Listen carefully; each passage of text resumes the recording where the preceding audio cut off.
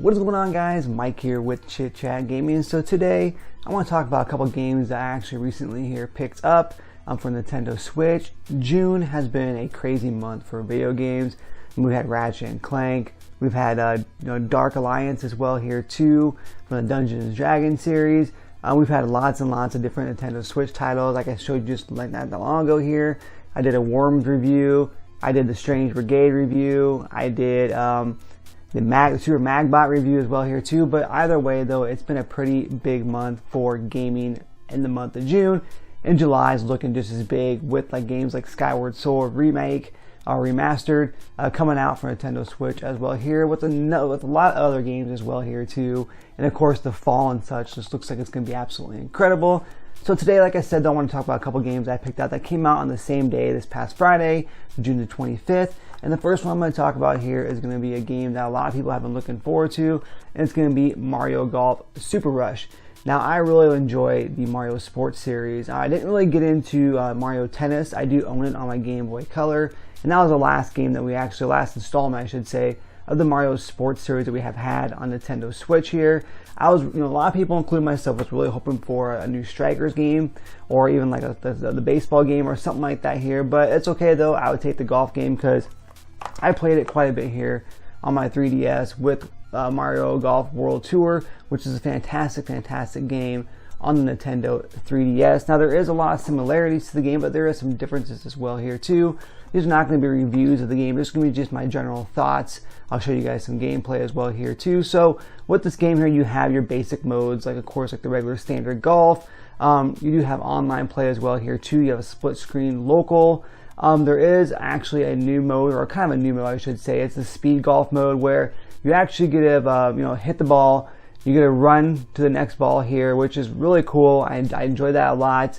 You have a stamina meter as well too here, but you can collect hearts on the way to build that up. You do have some specials as well too that you can use to kind of knock out other players, which is, again, when you're playing online or you're playing local co-op, can definitely be a lot of fun. So you do have like a speed golf type mode, and of course you do have, you have, like I said, a lot of aspects that you have in this game as well here too. But the kind of thing that kind of stood out for me the most when they announced this game was not only the characters. You have quite a bit of characters. You do have a couple less maps than you have on this one as well here too. I believe this one has 10 and this one has 8 or something like that along those lines here. But the only way to unlock the maps in this one here is by playing the adventure mode. And that's actually one of the main reasons why I really want to play this game, because when I saw the announcement trailer and saw more footage and stuff, I was like, man, not only is the game fun by doing like standard golf and like I said, the speed golfing as well too, but with the adventure mode, I thought it looked really interesting and really crazy too. The only way you can unlock your Mii character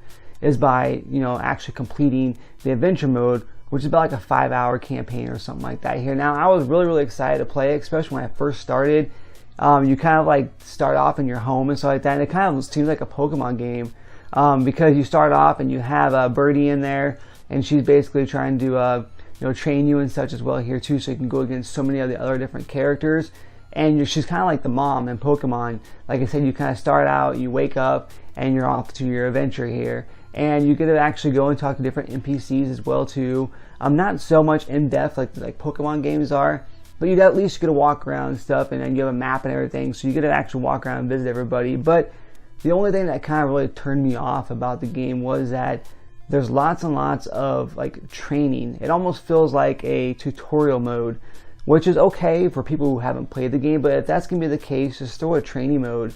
Let them do a training mode in there. Save the adventure mode for just that, the actual adventure, because it takes a while to actually get into the adventure part itself. And really it's not, there's some RPG elements with building up your stats and stuff and your abilities and whatnot here, but again though, you're spending the majority of the time kind of like learning how to play the game. For me though, I thought adventure mode was going to be more, exactly what it says in adventure mode, kind of like a golf story, where it's going to have RPG elements. You go around and you can do different things, whatnot here, which you can, but you're mainly just going around challenging and playing against all the other players, all the other characters in the game. So it's definitely interesting. It's not horrible by any means. I'm going to add some value to the game, of course, but again, it's not going to be the high point of the game for me. The high point of the game for me is playing the high point of the game for me is going to be playing the speed golf. That's a lot of fun here. You can do either a best time or you can do highest score. I personally like the highest score, but again though, it's definitely a lot of fun. The game is $60, and that's fine.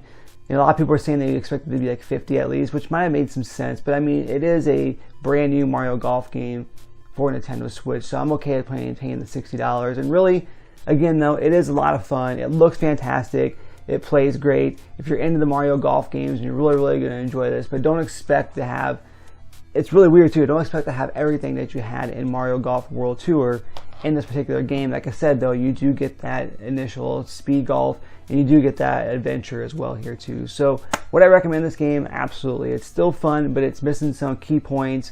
The adventure mode could have been better. And like I said though, with the little bit less maps, I expected there to be a lot more maps than what this game would actually have. So I was a little disappointed about that. So again though, definitely make sure you guys check it out, because it's still a lot of fun, especially if you're into the Mario sports games itself. So now the next game I want to talk about here is going to be one that I was really surprised about. I actually am not huge into this series, especially when they first announced it. I was really excited. But that is going to be Tony Hawk's Pro Skater 1 and 2 HD here, or remake, whatever you want to call it.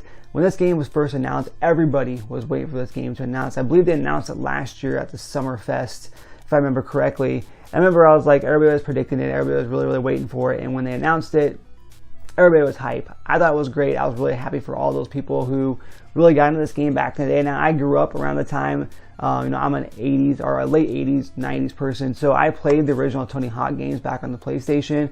I own it on the PSP as well here too. But for me though, I was like, you know, it looks great. You know, the soundtrack's all there. It looks fantastic. It literally looks like a remake of the original ones, exactly what it is. So I was definitely hyped for it.